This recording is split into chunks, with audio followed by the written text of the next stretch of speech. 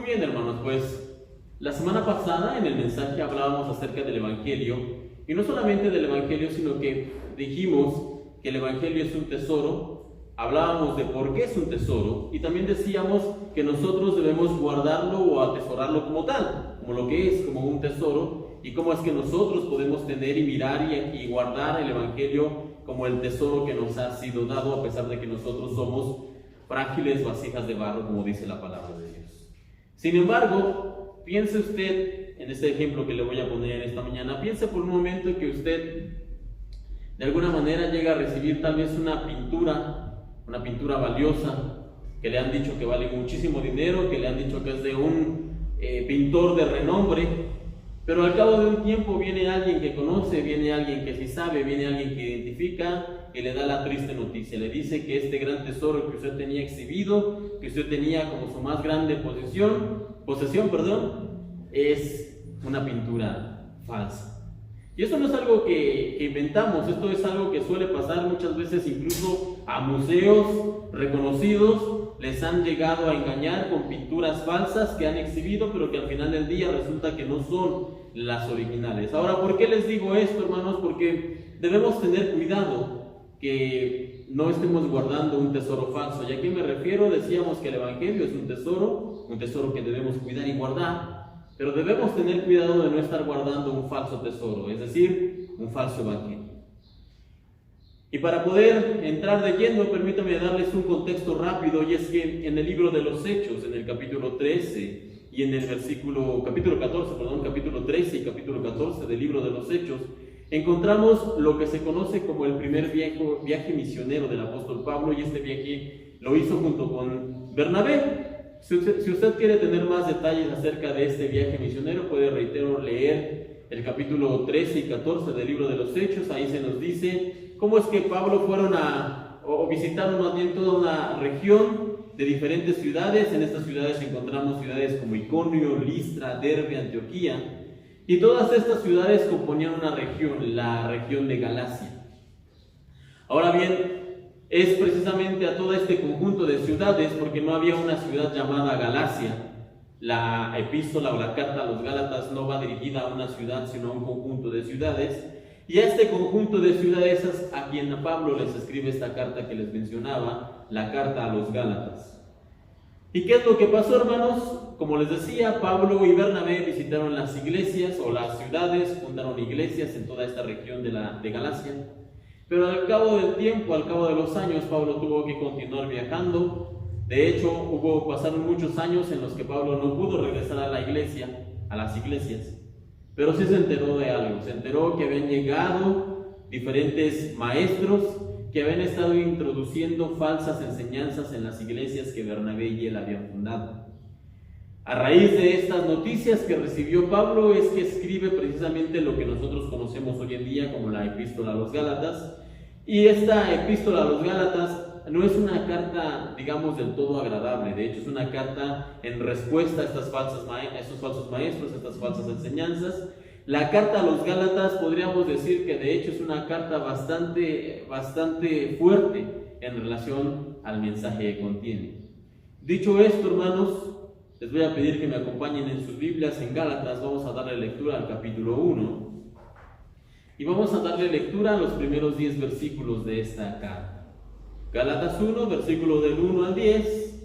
Por favor, sígalo con su vista en su Biblia. La Biblia dice lo siguiente: Pablo, apóstol, no de hombres ni por hombres, sino por Jesucristo y por Dios el Padre, que lo resucitó de los muertos, y todos los hermanos que están conmigo, a las iglesias de Galacia. Gracia y paz sea a vosotros de Dios el Padre y de nuestro Señor Jesucristo, el cual se dio a sí mismo por nuestros pecados para librarnos del presente siglo malo, conforme a la voluntad de nuestro Dios y Padre, a quien sea la gloria por los siglos de los siglos. Amén.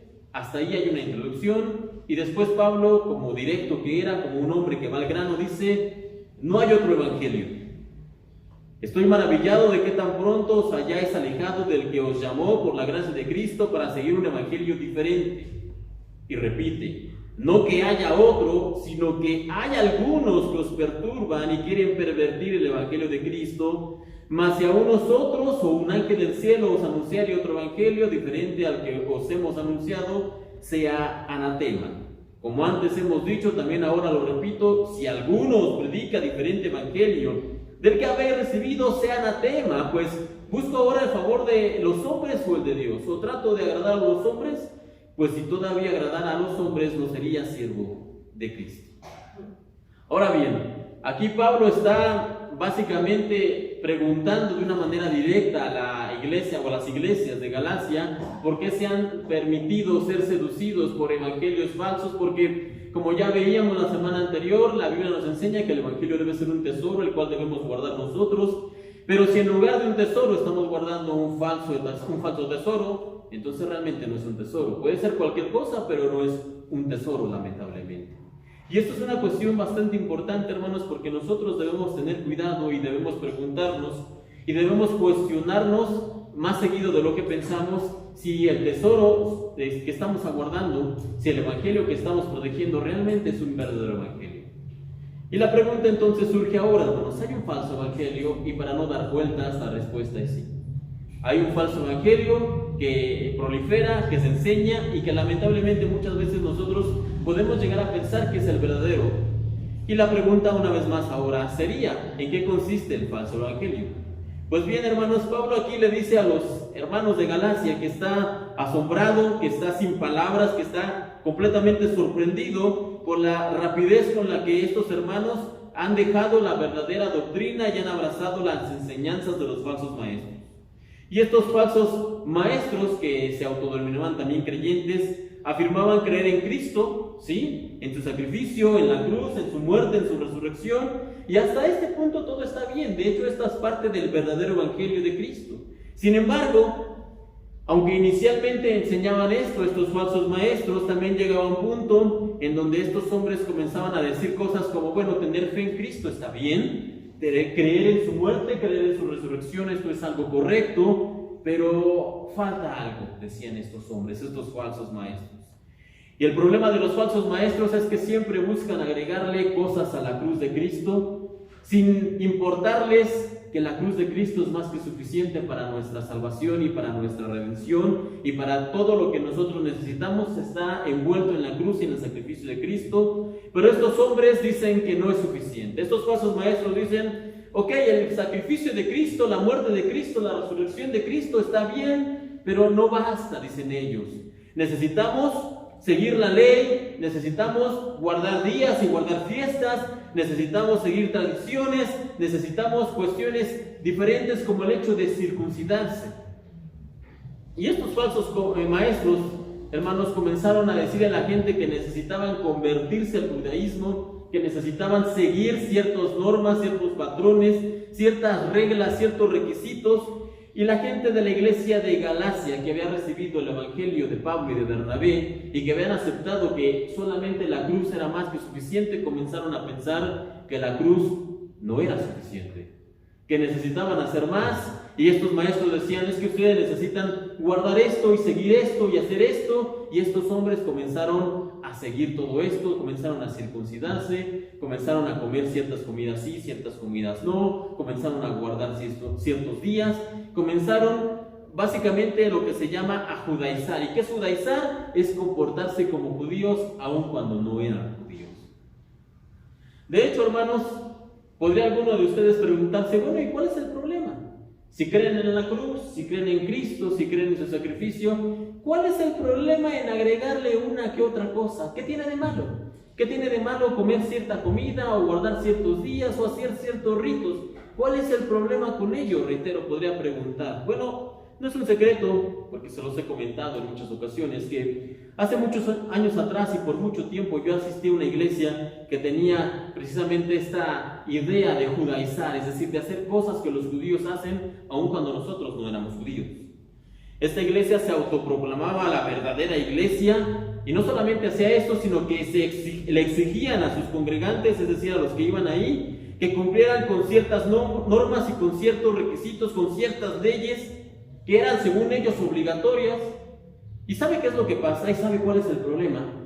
que luego de cierto tiempo, después de algunos años que uno va y asiste y hace y pone por obra todas estas reglas externas que la Biblia a veces ni menciona y que están alejadas de la cruz de Cristo, cuando uno va por cierto tiempo y cumple con estas reglas, llega un momento en donde uno comienza a sentirse superior a los demás. Llega un momento en donde llegamos a pensar que yo soy mejor cristiano porque cumplo más leyes, porque hago más. Dios debe amarme más a mí porque yo hago más cosas, porque yo sacrifico más, porque yo hago más y más y más que los demás. Comenzamos a ver a los demás cristianos como cristianos de segunda categoría y comenzamos a ver a los demás como personas que realmente no hacen lo que yo hago porque yo soy mejor. ¿Por qué? Porque yo cumplo ritos, porque yo guardo días, porque yo hago más, porque yo oro más, porque yo leo más, porque yo ayuno más. Yo soy mejor que todos los demás cristianos. Este es el problema, hermanos. El problema con muchas de estas iglesias y de estas ideas que enseñan que debemos hacer más cosas que la cruz de Cristo. Nos comenzamos a sentir cristianos mejores, cristianos superiores, y comenzamos a ver a los demás como menores que nosotros. Y ese problema, ¿sabe cómo se llama? Ese problema se llama orgullo. Y esta manera, hermanos, de pensar, de creer que somos mejores, esta exigencia de cumplir leyes y de hacer cosas para Dios supuestamente, ¿sabe? No es propia de los seguidores de Cristo. ¿Sabe quiénes vivían así en la época del Señor? Cumpliendo leyes, haciendo normas y exigiendo que los demás también las cumplieran. No eran los discípulos del Señor y por supuesto tampoco era el Señor Jesucristo. Los únicos que obligaban a las demás personas a cumplir leyes y requisitos y que se sentían mejores y superiores por todo lo que hacían y cumplían eran los fariseos. Y después de un tiempo, los fariseos se fueron convirtiendo en estos judaizantes y hoy en día ya no se les llama ni fariseos ni judaizantes. ¿Sabe cómo podemos llamarles? Legalistas. Sin embargo, cualquiera sea su nombre, ya sea legalistas, fariseos o judaizantes, su propósito es el mismo ayer, hoy y siempre, hermanos. Son obstáculos para poder llegar a Dios libremente y ellos de alguna manera piensan que se han vuelto en los encargados de la caseta de cobro de Dios y ellos deciden según sus gustos, según lo que ellos establezcan, porque hoy ponen una ley y mañana ponen otra. Ellos establecen según sus gustos y según sus preferencias si usted puede o no puede pasar delante de Dios. Ellos son según los dueños de los requisitos. De alguna manera yo les llamo los cadeneros de Dios. Ellos dicen si puedes o no puedes pasar. ¿Por qué? Porque ellos determinan los gustos del Señor. Dicho sea de paso, lo que al Señor le gusta, según ellos lo conocen. Reitero, ellos se ponen como obstáculos para aquellos que realmente quieren venir al Señor. Sin embargo, hermanos, Dios no necesita policías en la puerta. Dios no necesita gente que les diga quién puede y quién no puede pasar. Dios, por medio de la cruz y su sacrificio, que es lo único que necesitamos, que es lo único que requerimos por medio de la fe para llegar delante de Dios, Dios nos dio libre acceso a todos. Como veíamos la semana pasada, la Biblia nos dice que por medio de la fe ahora todos tenemos libre acceso al trono de la gracia, en donde nosotros podemos acercarnos a Dios, en donde nosotros podemos pedir la ayuda del Señor. No necesitamos que nadie esté en la puerta para decir, puedes pasar, no puedes pasar, puedes pasar, no puedes pasar. El acceso es libre para todo aquel que con fe quiere presentarse delante de Dios. Ahora bien, en la Biblia, el mismo Señor Jesucristo nos enseña lo que ha de pasar con estos falsos maestros y con estas personas que se interponen entre la voluntad del Señor y los que quieren estar con Él.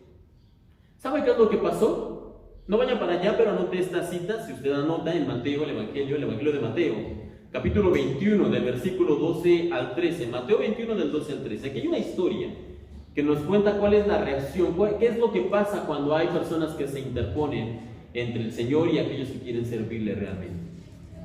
Repito la cita, Mateo capítulo 21, versículos del 12 al 13. La Biblia dice lo siguiente: y entró Jesús en el templo de Dios, el Señor Jesús, y echó fuera a todos los que vendían y compraban en el templo y volcó las mesas de los cambistas y las sillas de los que vendían palomas y les dijo, escrito está, mi casa de oración será llamada, mas vosotros la habéis hecho cueva de ladrones. Esta es una historia bastante conocida, algo que hemos visto en muchas representaciones, en películas, etc. Ahora la pregunta, hermanos, en esta mañana, ¿qué fue lo que provocó el enojo del Señor? ¿Acaso el Señor Jesucristo le enojó que vendían cosas dentro del templo? ¿Acaso al Señor le molestó que vendan cosas dentro de la iglesia? Porque si ese es el caso, si al Señor no le gusta que se vendan cosas en la iglesia, hay un montón de iglesias que están en pecado, porque hay muchas iglesias que venden lo que se denomina talento cada domingo, que muchas veces es comida para que la gente pueda comer. Entonces el problema es ese, le molesta al Señor, no le gusta que se vendan cosas dentro de la iglesia. No, hermanos, ese no es el problema, ni es lo que quiere enseñarnos en esta historia de la Biblia. El problema, hermanos, es que en la entrada del templo se vendían animales para el sacrificio.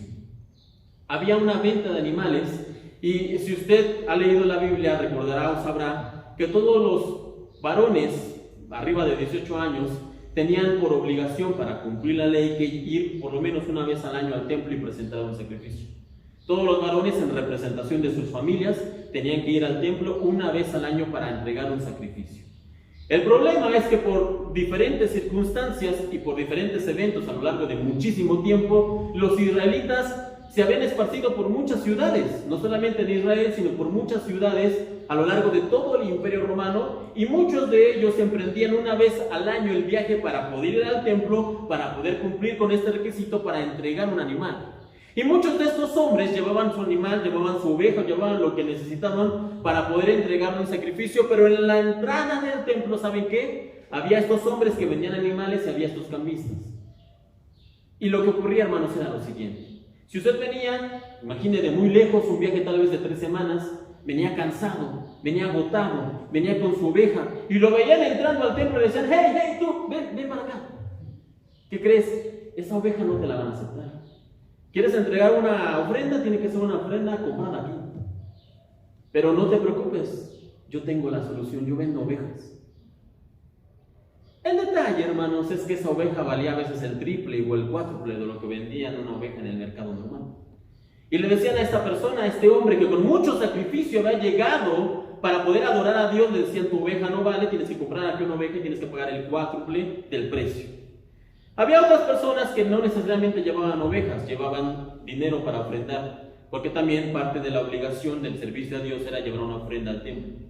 Y entonces cuando veían a las personas que traían sus ofrendas, también los paraban en el atrio y le decían: oye, el único problema es que no te van a aceptar tu dinero.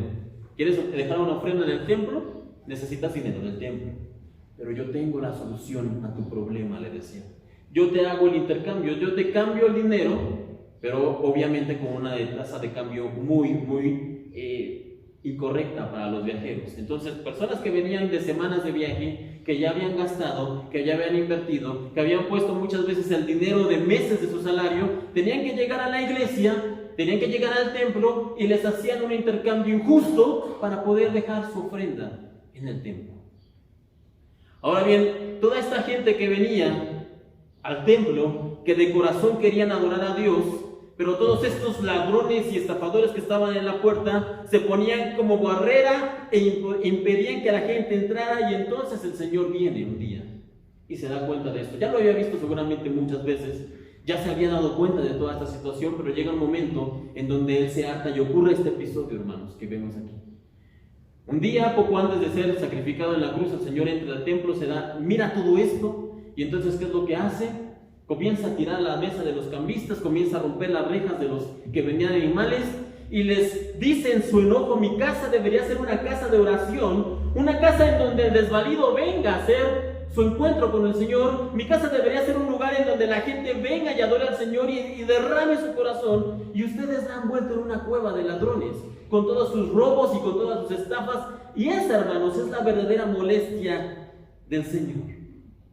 Ahora bien, de manera similar, en los tiempos de Pablo, los falsos maestros estaban enseñando a la gente que Jesús no era suficiente, que la fe en la cruz, en la muerte y en la resurrección del Señor no era suficiente, y que estaba bien creer en Él, pero que era necesario hacer más cosas. Y ese era el problema por el cual Pablo les estaba escribiendo a los Gálatas. ¿Por qué? Porque este falso evangelio que se estaba enseñando les estaba diciendo a las personas que confiaban en Cristo, pero que no era suficiente, que tenían que hacer más. Y hoy en día, hermanos, también existe el peligro de correr tras falsos evangelios. Falsos evangelios que nos dicen que necesitamos más cosas, que necesitamos agregar, o que necesitamos cambiar, o que quitan o que ponen cosas que realmente no encontramos en la palabra de Dios.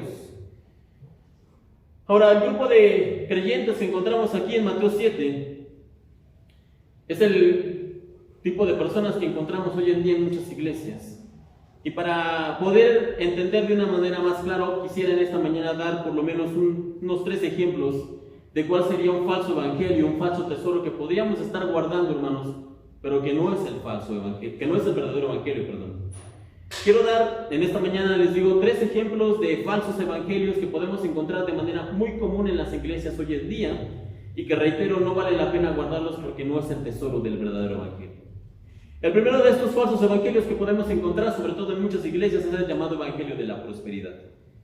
Y hoy más que nunca está proliferando este evangelio de falsos maestros que le están enseñando a la gente que el plan de Dios para la gente, que la voluntad del Señor es que sus hijos sean prósperos, dicen ellos. Que siempre tengamos todo lo que querramos, que tengamos dinero, que todo nos vaya bien, que la bendición del Altísimo caiga sobre nuestras vidas. Y usted puede identificarlos claramente porque domingo tras domingo, mensaje tras mensaje, lo único que se enseña es prosperidad, es provisión, es alcanzar, es dinero, etcétera, etcétera. Es muy fácil identificarlos.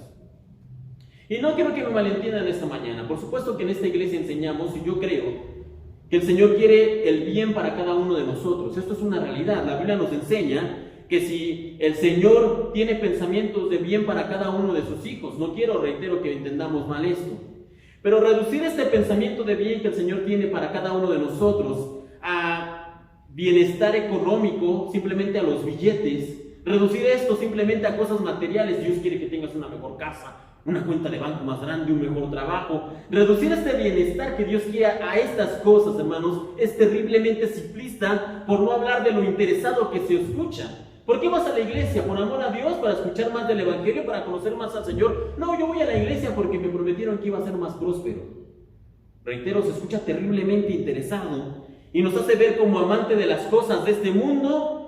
Y acerca de estas personas, ¿sabe qué dice la Biblia? ¿Sabe qué dice el Señor? Primera de Juan.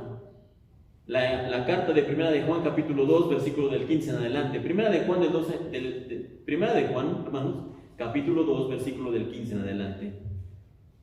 Aquí es una enseñanza bastante clara que se nos hace a cada uno de nosotros los cristianos. Dice aquí, una vez más, Primera de Juan 2, del 15 en adelante: no améis al mundo, ni las cosas que están en el mundo. Si alguno ama al mundo, el amor del Padre no está en él, porque todo lo que hay en el mundo, los deseos de la carne, los deseos de los ojos y la vanagloria de la vida, no provienen del Padre, sino del mundo. Y el mundo pasa y sus deseos, pero el que hace la voluntad de Dios permanece para siempre.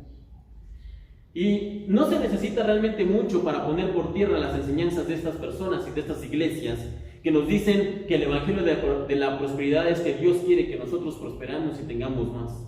Hermanos, simplemente con un par de versículos que podamos leer y entender realmente con claridad, es más que suficiente para entender que el evangelio de la prosperidad es un evangelio falso, es un falso tesoro que no debemos aguardar, que no debemos proteger, que no debemos resguardar. Y la Biblia nos dice claramente lo que pasará para aquellos que guardan esta clase de evangelios. Dice, este evangelio no proviene del Padre, sino que proviene del mundo. Sin embargo, no es la única clase de falso evangelio que encontramos hoy en día. También existe el que podríamos llamar el evangelio de la autosuperación. Este es otro falso evangelio que es muy popular, sobre todo hoy en día. Y es este evangelio que nos dice que no importa lo que nosotros deseemos o lo que nosotros querramos, si pensamos de manera positiva, entonces podemos tenerlo. Lo único que basta para poder alcanzar lo que nosotros necesitamos es pensar positivamente. En esta clase de evangelio se nos enseña que nosotros somos campeones, que nosotros somos vencedores, que nosotros somos hijos del Altísimo, hijos del Rey, que estamos hechos para ganar, para triunfar. Y este falso evangelio se convierte en el motivador por excelencia para muchas personas. ¿Por qué? Porque se les enseña a las personas que todo lo puedo en Cristo que me fortalece. Sin embargo, como veíamos hace 2 semanas también, cuando el apóstol Pablo habla acerca de todo lo puedo en Cristo que lo fortalece, no está hablando de un asunto de que voy a alcanzar mis metas o que voy a lograr mis sueños. Pablo estaba hablando desde la cárcel, que a pesar de todas las circunstancias difíciles que él estaba viviendo, Dios podía fortalecerlo. Y él decía, todo lo puedo en Cristo que me fortalece. Sin embargo, hermanos, hay muchos que efectivamente creen que el evangelio se trata de buenas vibras, de buenos pensamientos, de ser positivo, y ese es el evangelio de nuestro Señor Jesucristo, dicen ellos. Para estas personas que creen esto, tendría yo que preguntarles qué hacemos con pasajes como el siguiente: Mateo capítulo 5, versículo del 11 al 2. Mateo 5, del 11 al 2. Y dice aquí, bienaventurados sois cuando por mi causa, dice el Señor Jesucristo, os vituperen y os persigan, y digan toda clase de mal contra vosotros mintiendo. Gozaos y alegraos, porque vuestro galardón es grande en los cielos, porque así persiguieron a los profetas que fueron antes de vosotros. Entonces, hermanos, ¿qué hacemos con pasajes como estos? ¿Qué hacemos con pasajes como otros en los que el Señor nos dice, en el mundo tendrán aflicción? ¿Qué hacemos con pasajes en donde se nos dice que seremos perseguidos?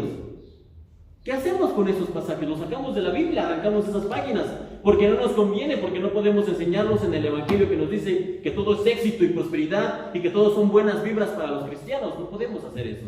Una de las dos ideas nos está mintiendo. Y sabemos cuál es.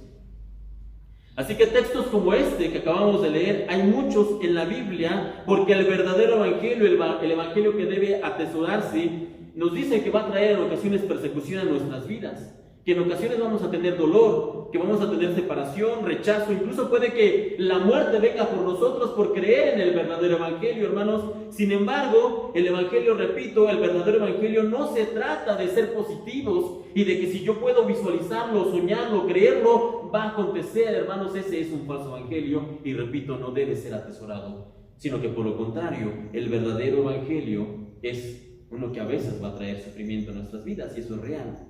Sin embargo, quiero hacer una mención especial, hermanos. Aquí en el texto que veíamos dice que, al final de cuentas, el Señor sí ha de entregarnos un galardón. Pero quiero también ser muy claro.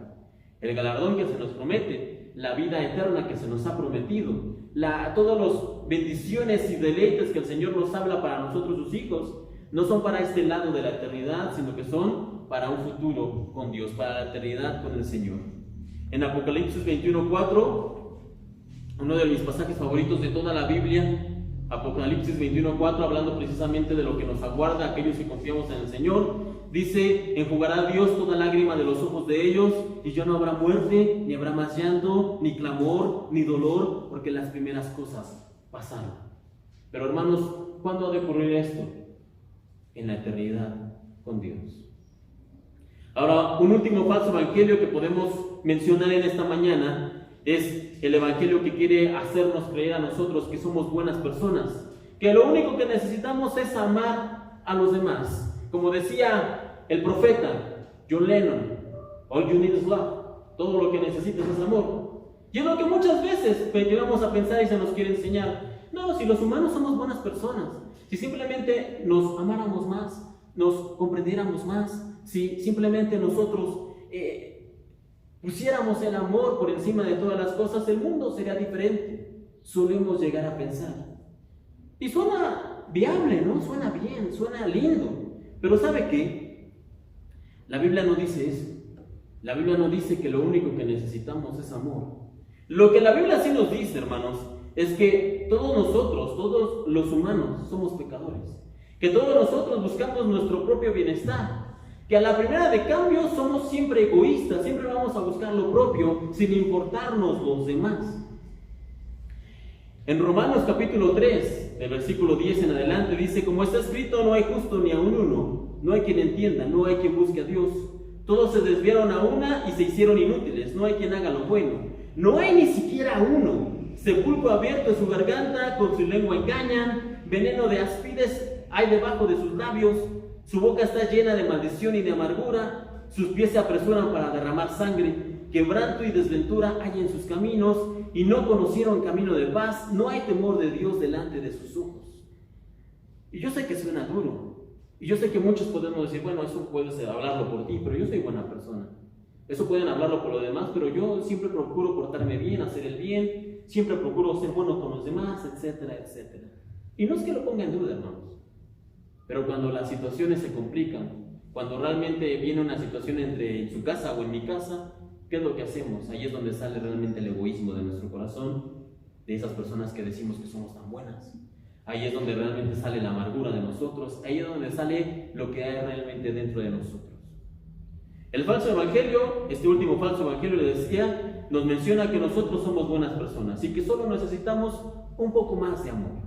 Pero el verdadero evangelio que se debe atesorar, nos dice que no hay justo ni aun uno, que no hay ninguno que sea bueno, y que si queremos salvarnos, no necesitamos solo amor, sino que necesitamos creer en el sacrificio de Cristo. Eso es lo que nos dice el verdadero evangelio. Ya para ir terminando, hermanos, como última parte del mensaje de esta mañana, debemos entonces preguntarnos, si ya vimos lo que no es el evangelio, ¿Qué es entonces el verdadero evangelio? El evangelio que debemos guardar como un tesoro. Y lo primero que podemos decir en esta mañana es de dónde proviene la palabra evangelio. La palabra evangelio viene del griego evangelion, que significa buenas noticias o buenas nuevas. Esa es la definición etimológica, buenas noticias. Así que cuando hablamos del evangelio de Cristo, estamos hablando de buenas noticias que trae Jesucristo a nuestras vidas. Pero, una vez más, ¿qué es realmente el evangelio? El evangelio, hermanos, como tal, es un mensaje para ti y para mí. Y es un mensaje de buenas noticias. Y ese mensaje como tal, si queremos transmitir como un mensaje, ¿cuál es la manera más efectiva y de hecho la única manera que tenemos para transmitir un mensaje? Imagínense que yo me subiera aquí y que fuera tartamudo. ¿Me podrían entender? Posiblemente sí, pero trataríamos un mensaje de 3 horas. Ahora, peor aún, hermanos. Imagínense que yo me subiera aquí y que fuera mudo. ¿Cómo podría transmitirles el mensaje? No es que no pudiera hacerlo, tal vez con alguna cuestión de señas, pero en ese caso todos ustedes tendrían que conocer este lenguaje. Así que, ¿cuál es la única manera de transmitir un mensaje? Porque dijimos que el evangelio es un mensaje, es a través de la comunicación. Y para ello, hermanos, en esta mañana vamos a comunicar 5 elementos o 5 puntos de lo que es el evangelio. 5 elementos, 5 puntos de lo que realmente es el verdadero evangelio y que se puede resumir en estos puntos. Y el primero de estos puntos, hermanos, es que debemos entender que Dios es santo y que nosotros no. Dios es santo y nosotros somos pecadores. Romanos 3:23 dice: por cuanto todos pecaron, ya lo veíamos, están destituidos de la gloria de Dios. Hermanos, no importa qué tan buenos seamos, y puede ser que hagamos buenas cosas, que ayudamos a ancianos, que tengamos un asilo de animales, todo eso está bien, todo eso es correcto, pero delante de Dios no alcanza. Sin importar lo buenos que seamos, hermanos, la Biblia dice que todos hemos pecado de alguna manera y por lo tanto estamos destituidos de la gloria de Dios. Así que si queremos entender el evangelio o lo que es el evangelio, lo primero que debe quedarnos claro es que Dios es santo y nosotros somos pecadores. Sin excepción, hermanos, nosotros estamos separados de la gloria de Dios. Eso es lo primero que debemos quedarnos en la mente. No tenemos acceso delante de Dios. Pero después viene un segundo punto. Y en lugar de subir, créame, vamos a bajar todavía más. El primer punto es que Dios es santo y nosotros pecadores. El segundo punto es que por cuanto somos pecadores, merecemos un destino. ¿Y cuál es ese destino? La muerte y la condenación eterna. Romanos 6:23 dice: porque la paga del pecado es muerte. Como pecadores, hermanos, lo único que merecemos ante las condiciones y el juicio de Dios es el infierno.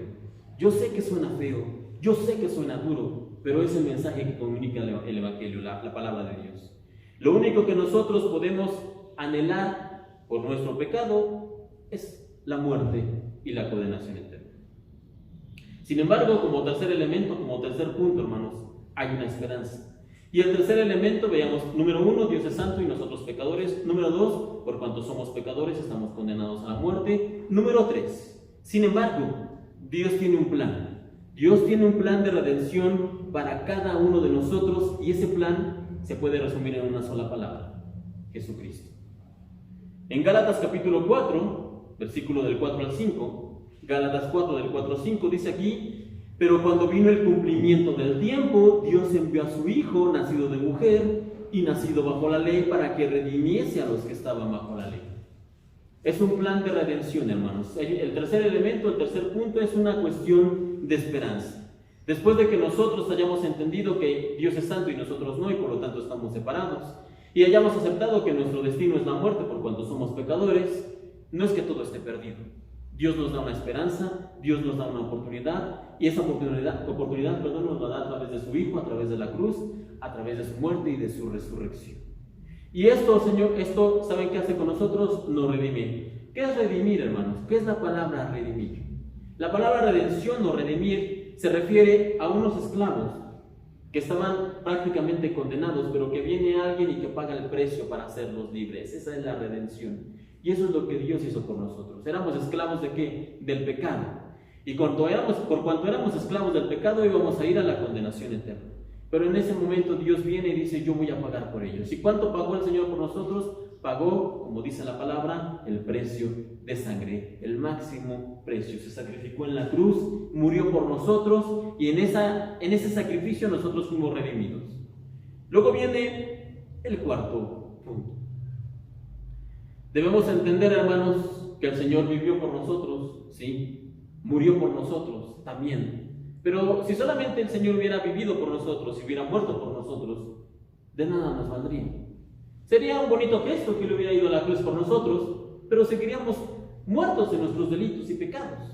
Pero Él no solamente vivió por nosotros y murió por nosotros, sino que también resucitó por nosotros, demostrando que todo lo que Él dijo es verdad y haciéndonos entender que Él tiene el poder para redimirnos realmente.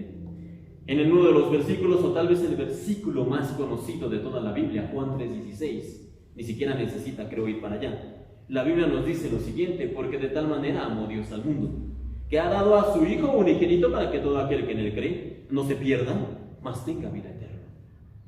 ¿Qué es lo que necesitamos entonces para recibir este regalo de redención que hablábamos en el punto número 3? Creer. ¿Y qué debemos creer? Creer que Él vivió por nosotros, murió por nosotros y resucitó por nosotros. Y el quinto punto, hermanos, un punto muy importante, un punto que a veces dejamos de lado, que ya no se predica tanto en las iglesias, pero que de hecho debemos tener siempre presente. El quinto punto de lo que nos habla el mensaje del Evangelio, el verdadero Evangelio, es que Jesucristo, aquel que vivió, murió y resucitó por nosotros, Él ha de regresar para los que están esperándolo. El Señor Jesucristo va a regresar. En el libro de los Hechos, en el capítulo 1, se nos habla cómo es que desciende el Espíritu Santo, cómo es que se forma la primera iglesia y cómo es que comienzan a ocurrir varias de las cuestiones al principio de la iglesia cristiana. Pero luego en el versículo 10, del capítulo 1 ocurre algo.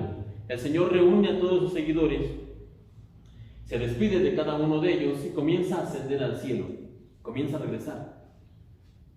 Y en Hechos capítulo 1, versículo de 10 en adelante, Hechos 1:10, dice lo siguiente: mientras se esforzaban por verlo ascender al cielo, ¿quiénes? Los discípulos.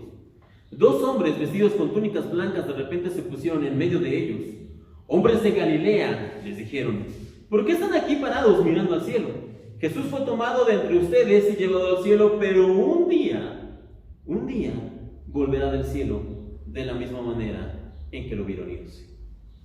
Hermanos, debemos tener más presente, recordar más constantemente este hecho, que el Señor Jesús regresó al cielo, sí, pero así como Él fue, algún día también ha de regresar. ¿Cuándo? No lo sé. Pronto, no lo sé, pero algún día ha de regresar. Después de su resurrección, como les decía, el Señor Jesús estuvo un tiempo en la tierra, pero finalmente regresó al cielo y Él ahora está ahí. ¿Qué está haciendo? No lo sé, pero prometió que volvería. Y cuando llegue el tiempo, cuando se cumpla el momento, Él ha de regresar por los suyos. Así que son 5 los elementos en los que podemos resumir el Evangelio, el verdadero Evangelio, hermanos. El primero de ellos es que Dios es santo y nosotros somos pecadores.